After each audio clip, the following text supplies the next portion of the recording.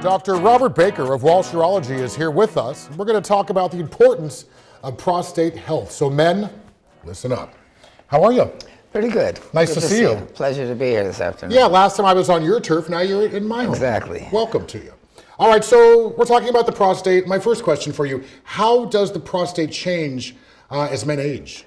As men age, generally the prostate will increase in size. So if you kind of think about a visual would be that when you're in your younger years, the prostate would be the size of maybe a walnut. Mm-hmm. As we progress in time, the 30s, 40s, it start to get about the size of an apricot. And then when you got to your 60s and above, probably the size of a lemon would be something as a visual to look. So other than aging and increase in size, the potential for things like prostatitis, inflammatory conditions in the prostate, obstructive problems caused by the prostate, and then that number one thing that everybody thinks about in terms of prostate cancer, the probability of that increases with age.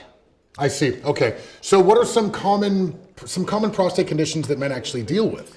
The most common is that when we get obstructive symptoms caused by prostatic enlargement, okay, and those will be usually reflected in terms of one's stream, the frequency that one has to urinate with, the ability to empty the bladder or not, pain, discomfort with urinations. Those seem to be the major ones that affect us as we get older.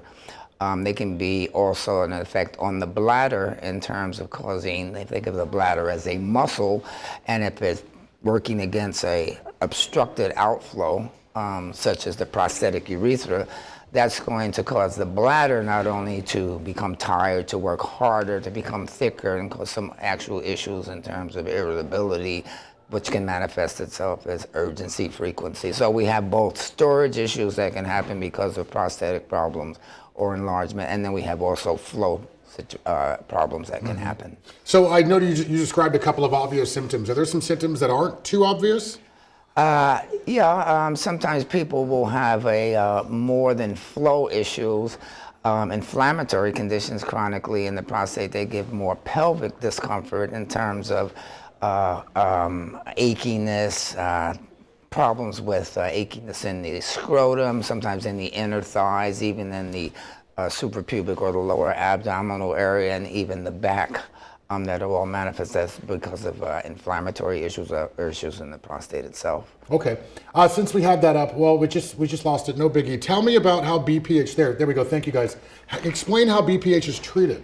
Okay, so we look at BPH as a number of ways to treat. So this is basically an increase in the prostatic tissue size, all right, which now causes, if you're looking at that diagram there, obstruction to the outflow, the prostatic urethra itself.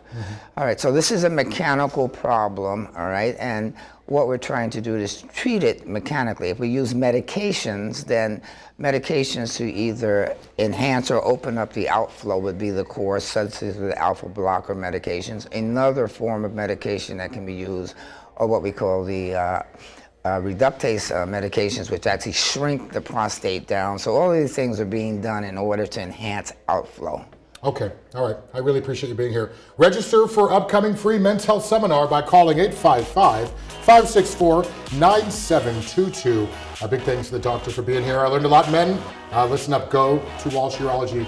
Take care of yourselves. You can find your Walsh Urology in Rancho Mirage. Schedule an appointment or consultation by giving them a call or check out their website, walshurology.com. Again, a big thanks to Dr. Baker and a big thanks to you. Go get checked out, and we'll see you after the break.